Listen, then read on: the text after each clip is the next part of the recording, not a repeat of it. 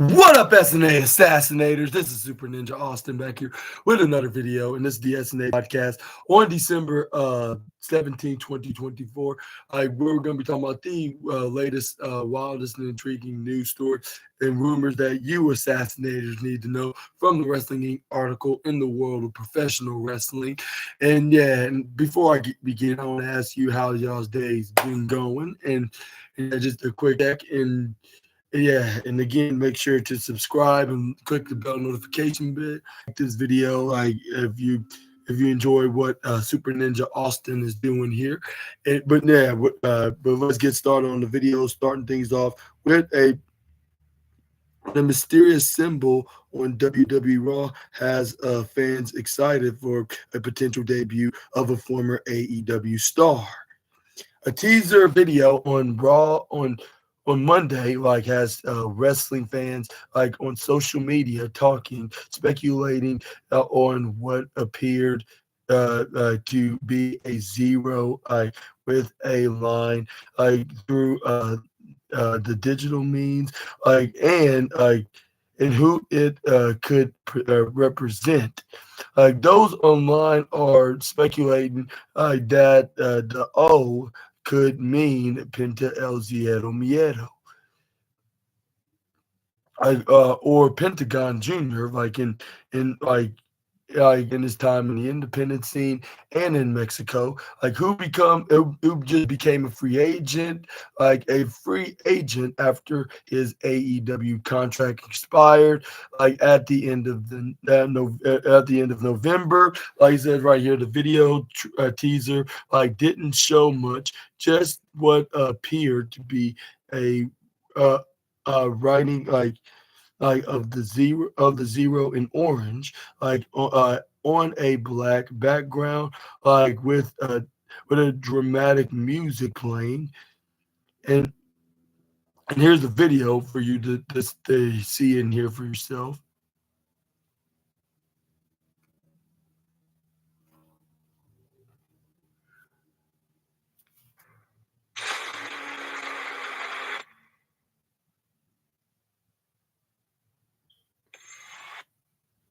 And how I did not notice that, I was talking about everything on Raw, and I must have forgotten about this. But yeah, I didn't even see it for myself either. That's the reason why I didn't even mention it, because yeah, I haven't seen this, and luckily, we have the wrestling news to fall back on, thanks to Wrestling Inc. and Fightful Select pointing this out. And I want to give kudos to them for that. And yeah, and what are your thoughts onto the zero lined up in the red line that matches the colors on the zero in very pitch black background with that dramatic music? And do you think it's a debut of the particular former AEW wrestler, or do you think it's could be somebody else? And this is a different debut of a totally different wrestler, which I think it probably is into El Ziedo Miedo in a way. Maybe he had some talks with somebody that's currently is in WWE that also wrestled for wrestled for AEW, whether if it's a certain champion that's a nightmarish American, or a Saint that's from Chicago, or an all-ego man, or whatever it may be. It could be any of these guys that were the other this company AEW, but they end up jumping ship to WWE, and this could be the next aspect to do the same. That's probably going to be making his debut in WWE. And if you think it is Penta El Ziedo Miedo, when do you think he's going to make his debut? Could it be on the Netflix show, or could it be on a totally different a WWE event, like the next Saturday night's main event, or maybe even the Royal Rumble? Let me know down in the comment section right down below. Either way, what your opinions onto this matter. But yeah, it says right here that Penta recently made appearances in AAA, where he seemingly said goodbye to the fans in Mexico. If the video on Raw is indeed a reference to a possible signing, he would not be able to work for AAA while signed with WWE. Penta's exit from AEW was not met without controversy. However, as his brother Ray Phoenix had injury time added to his deal. After word got out, the pair had allegedly been speaking with WWE while still under contracts with Anthony Khan's. And Phoenix projected to be with AEW for nearly another year, and many had been speculating whether Pitt would join WWE without his brother. The Lucha Bros had been absent entirely from program AEW programming since August 2024. Like in And when word about their communication with WWE got out, and Phoenix had been vocal about his treatment in AEW and now deleted social media posts. What are your thoughts on about this situation? Like, do you think, and with him saying goodbye to AAA, showing that he cannot show back up again with the company that he's about to sign with, which even though he didn't make no references, but I'm just assuming that if he's waving goodbye, that only mean one thing, and that is signing with AEW's arch rival company, which that is World Wrestling Entertainment. But yeah, but again, let me know in the comments below if this is the case, and do you think this is a clarified reference, and we could be seeing this debut soon enough. But let's move on to the next slide. We got some WWE Saturday Night's main event viewership and ratings report onto this news report, and it says WWE had high expectations for Saturday night's main event, returning to the NBC channel this past weekend, especially with 4 title matches taking place, the old school presentation of the show, as well as appearances from legends such as Tito Santana, Jimmy Hart, and even Jesse the Body Ventura, who was featured on commentary. However, despite WWE still pulling in a solid audience for SNME, the viewer count didn't hit an unexpectedly high number.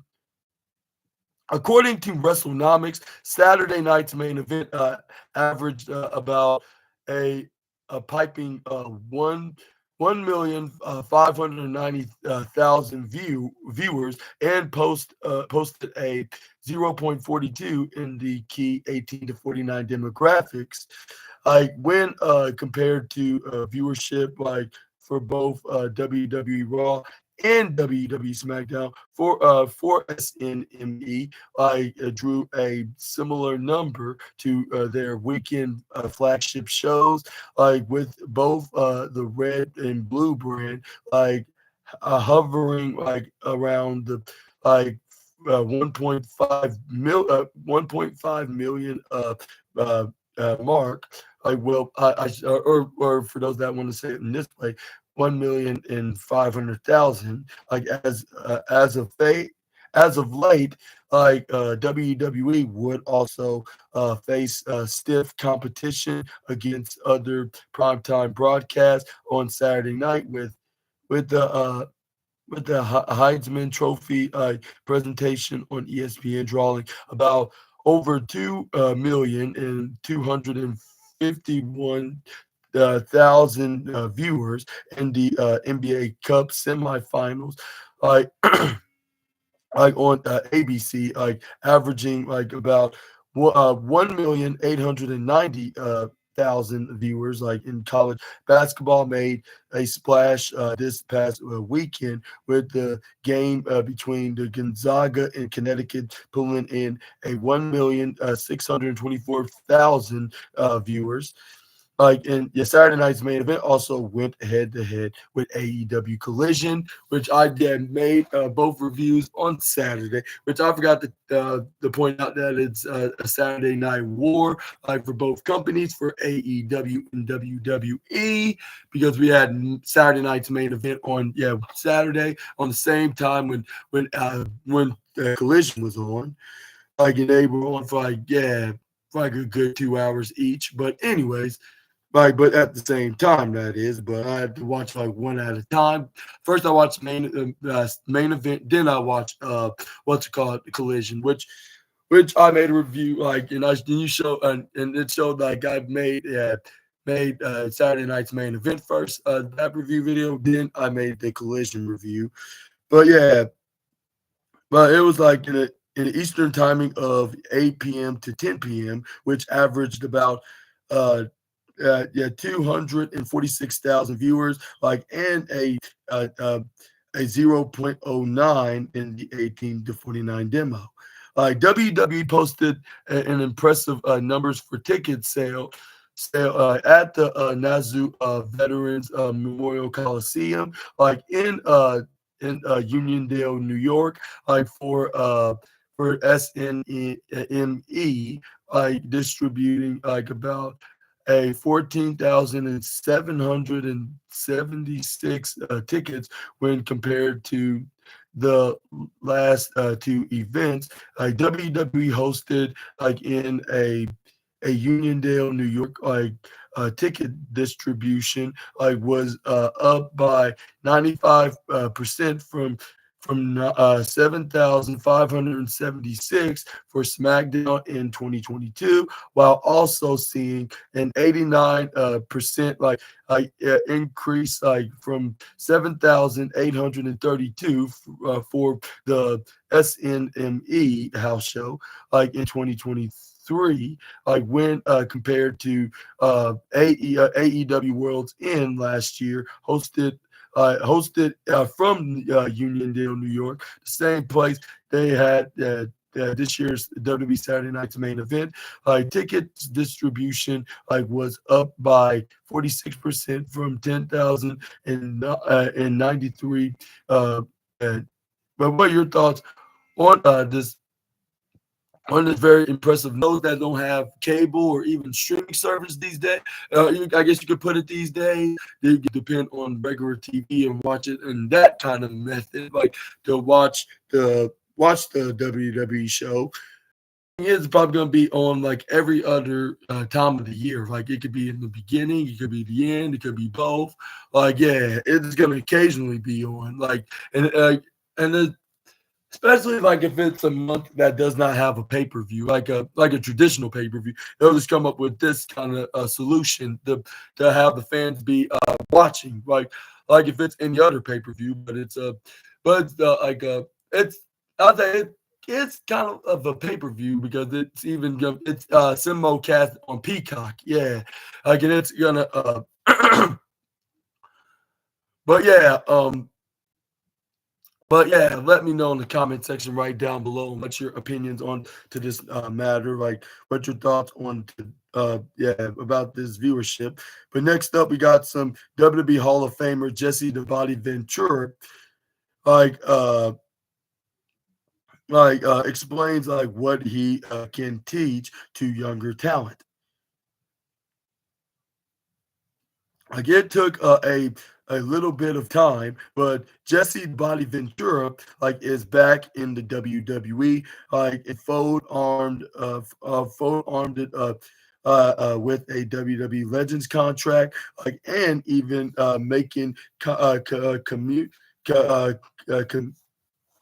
commentary appearances, like from the promotion, like including work in Saturday night's main event this past weekend.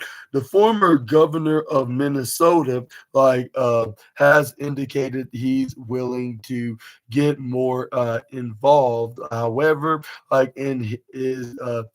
is especially eager to provide guidance for some of the younger talent in wrestling today. In a in an appearance on the Busted Open Radio, like just uh, in radio, the legendary the legendary wrestler had this to say, just a day before calling Saturday night's main event, like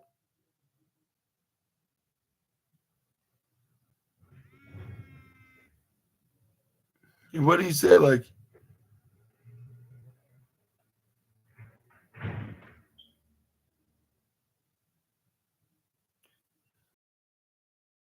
Ventura wants younger wrestlers, especially those in love with the modern wrestling style, to learn a lesson he himself learned when his career was cut short early due to blood clot issues.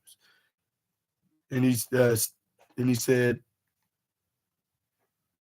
one of the things I'm going to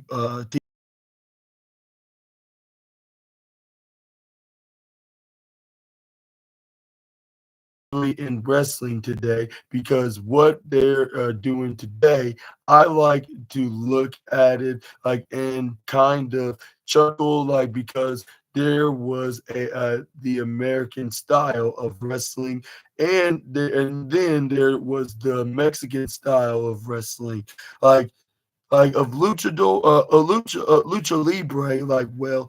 We've all kind of figured the American style would eventually take over in question, like uh uh lucha libre taking over because these guys are doing like aerial stuff, yeah, today, like Mexican wrestling of yesterday, and that's one of the reasons my favorite wrestler is Dirty Dominic Mysterio.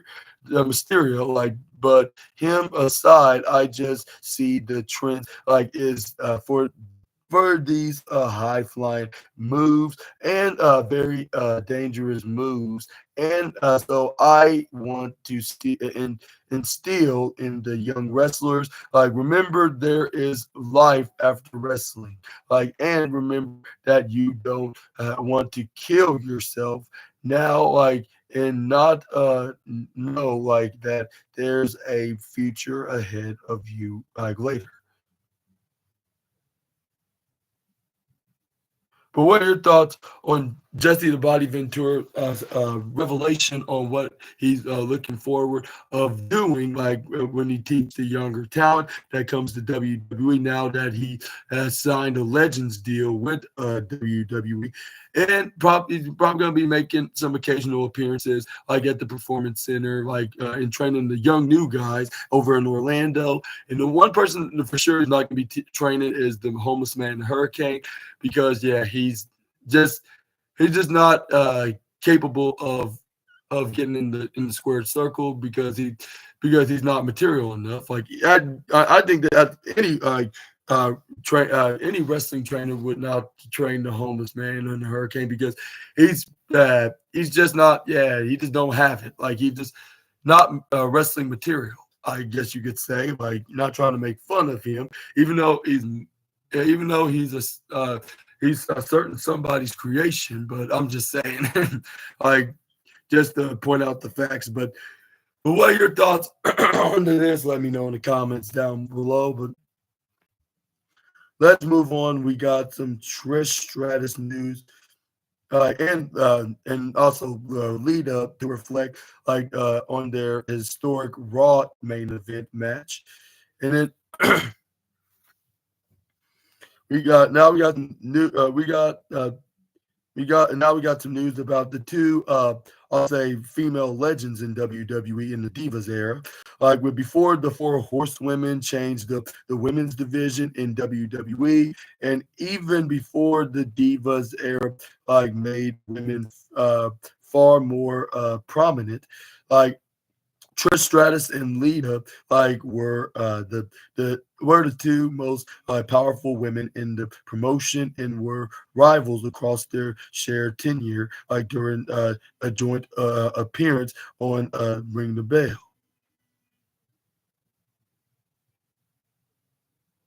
And it says right here, like the looked back on at their Raw main event in 2004, which that was exactly 20 years ago. That's shocking to to look back on it like years ago when Lita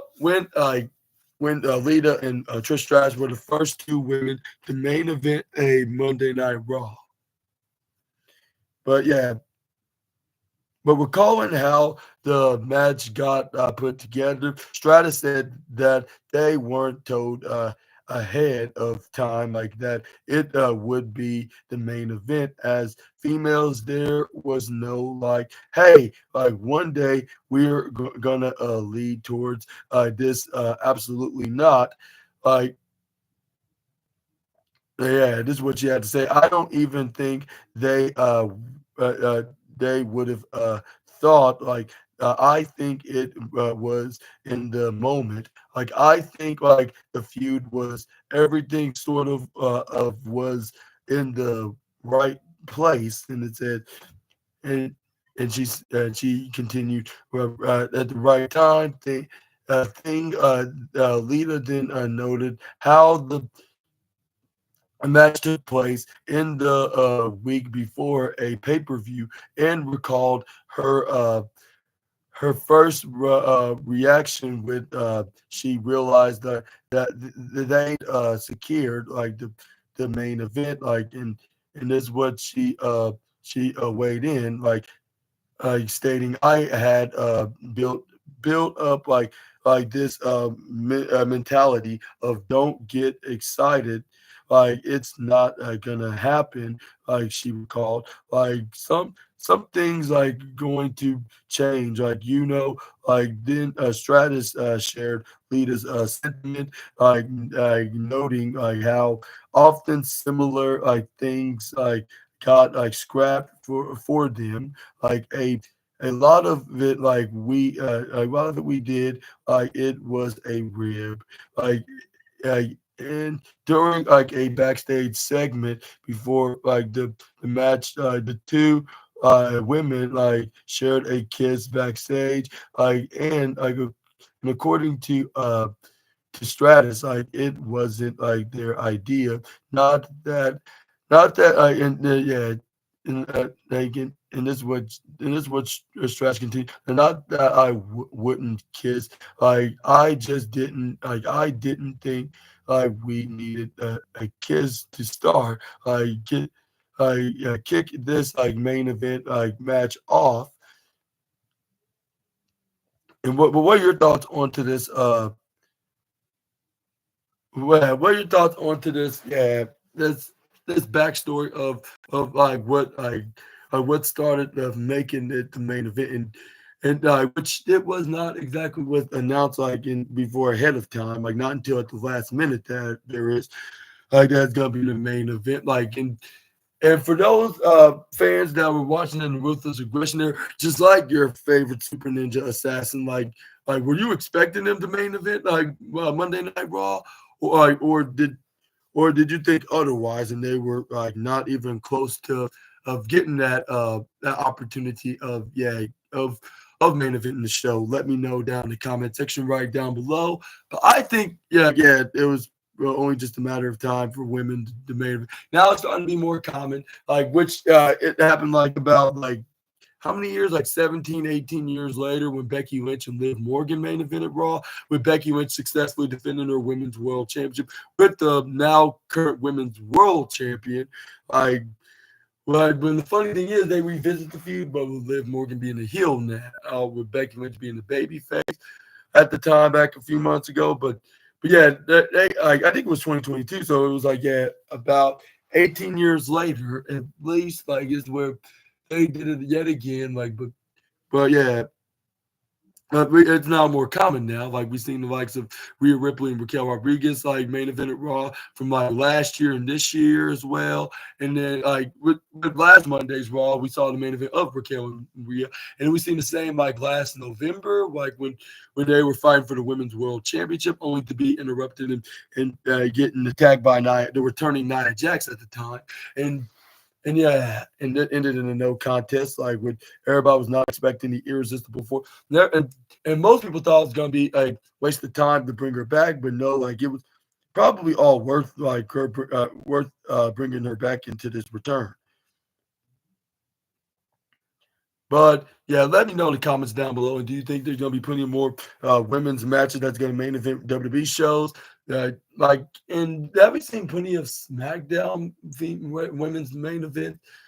I'll say maybe a couple of times. As a matter of fact, there has been, but that's a different story or different news for a different day.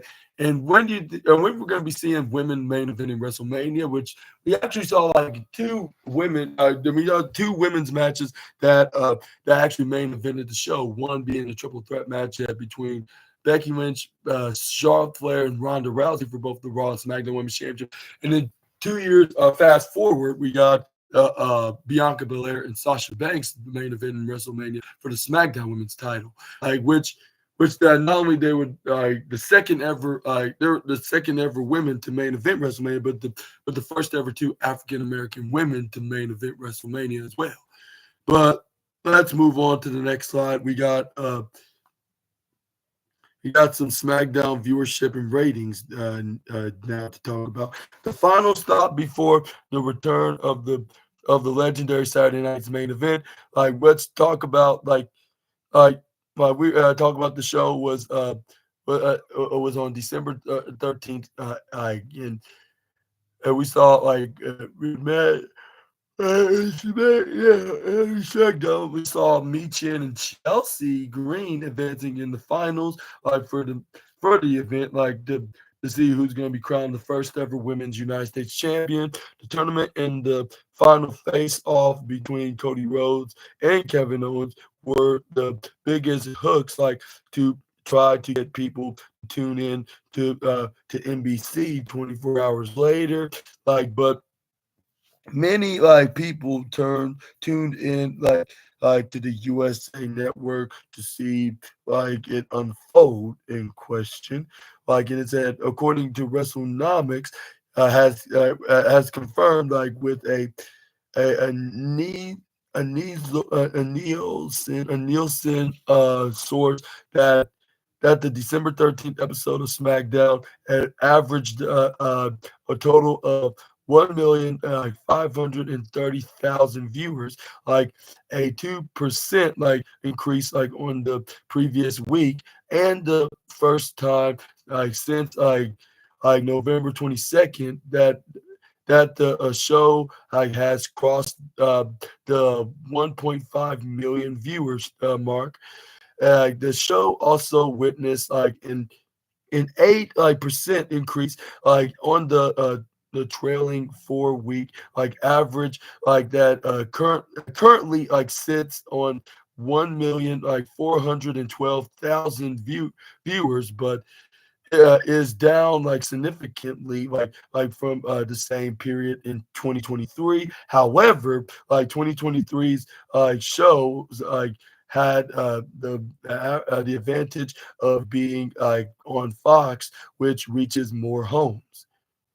There was also a small increase in the 18 to 49 key demographic, which rose to a 0.47 rating from the 0.44 that SmackDown earned the previous week. This number is up 17% on the trailing for a 4 week average of 0.40 and puts SmackDown top in the category for all primetime telecasts on cable television, like on cable television for that night, like with the show's closest competition being a showing like a, a, a showing of the 1990 movie Home Alone on FX, which ranked like second, like with a 0.21 like fans who tuned in like for the whole of SmackDown, like also got to see the televised in-ring return of Braun Strowman, who squashed Carmelo Hayes. LA Knight also beat Solo Sikoa by disqualification, and Naomi offered her service as Bianca Belair's new partner following the mysterious backstage attack on Jade Cargill on November 22nd. But what are your thoughts on on yeah on this what are your thoughts on to this on to these on this ratings, Mark? And do you think they did their best, or do you think they should have gotten better onto this demo? Well, like half of the fans watching television was possibly was watching Home Alone, and whatever else was on the channel, if you have like American television channels, like whether if it's cable or yeah, but it's likely cable because like USA is a cable channel like overall. So yeah, but yeah, let me know down in the comments down below what's your opinions on this note. But let's move on to the next news. We got Matt Hardy weighs in on the New Day's transformation in WWE. Like one half of Team Extreme, Matt Hardy, alongside his brother Jeffrey Nero Hardy, like changed the tag team division forever. Like once they established themselves, like as the Hardy Boys. Naturally, Hardy still keeps a close eye on the tag teams across the industry, like especially when it comes to the current unraveling of the New Day, like who have had an interesting heel turn. And this is what Matt Hardy has to say on his latest Extreme Life of Matt Hardy podcast. Like it's just like it's great to watch like them like do this like, and it's especially great like to watch Kofi, like undertake like this new journey, like like I mean, and I'm really excited what they ended up doing, with this whole angle. Like I think it's off to a great start. And once again, like I really like applaud them. On and relinquishing like their fear of being an a-hole, because they have both done that. Several other veterans in around the wrestling industry have committed on the dismantling of the New Day after their 10-year anniversary segment, like in Kofi. I mean, yeah, in which both Xavier Woods and Kofi Kingston turned on Big E, and expelled him from the stable. Like former WWE writer Freddie Prinze Jr. Has since reached reached to the last week's segment, describing it as disappointing, being clarifying that he was was committing on the betrayal, like echoing how many fans have felt like since seeing it themselves. Prince also specifically praised Big E's acting during the segment, like noting like how it this the first time fans got to see him that vulnerable, like with all the emotions involved. Like fans like of the New Day are anticipating like a timeless story that they're telling right here. But what are your thoughts on Matt Hardy's opinion about this betrayal by Xavier Woods and Kofi Kingston? And do you agree with the master of the station? Okay, I'm just kidding. And do you agree with him and also Freddie Prinze Jr. Giving the high praise on how they pulled it off?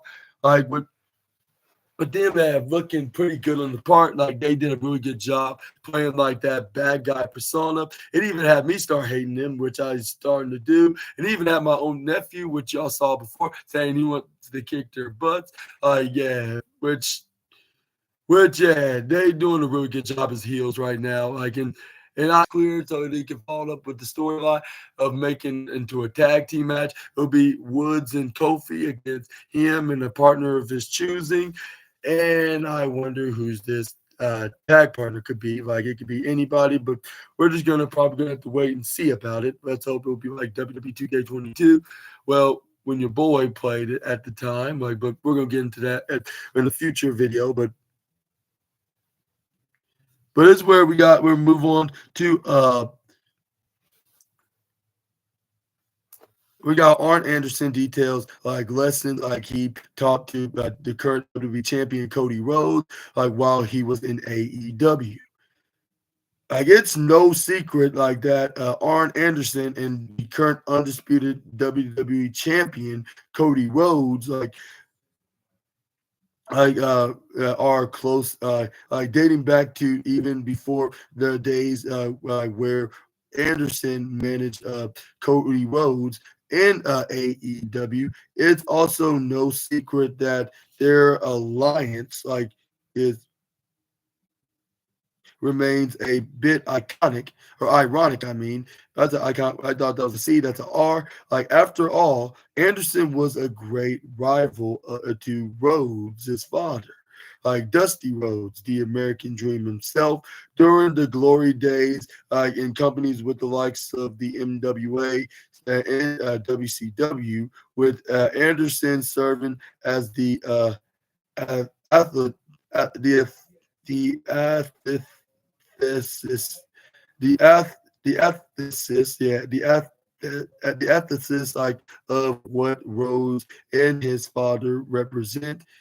Like as it turns as it turns out, like Anderson was looking to bring out a more double A out of Rhodes and a little less like American Dream, like during their time together, during an appearance on the Busted Open Radio, Anderson detailed on a lesson he was trying to teach to Rhodes, like towards the end of his towards the end of their partnership. He he explained, well, I had Cody teeter tottering when he was in with AEW, like at the point of just adjusting like his attitude like a little bit. Like I tried to give him an understanding that if you're if you're going to go out there and tell uh tell the wrestling world, like in all the boys, like in the locker room, like your goal is to be the champion. You're the you're going to do whatever you have to be like the champion. Like well, well, like then you need to go out there and do some things you're not used to doing. And I had him at least listening to me, Cody. If somebody thumps you in the nose, you slap him in the face. If they slap you in the face, you knock them on their ass. If you're not willing to one up whoever that that that opponent is and do whatever's necessary. If a guy gets behind you and stick your thumb in your mouth, buzz them off.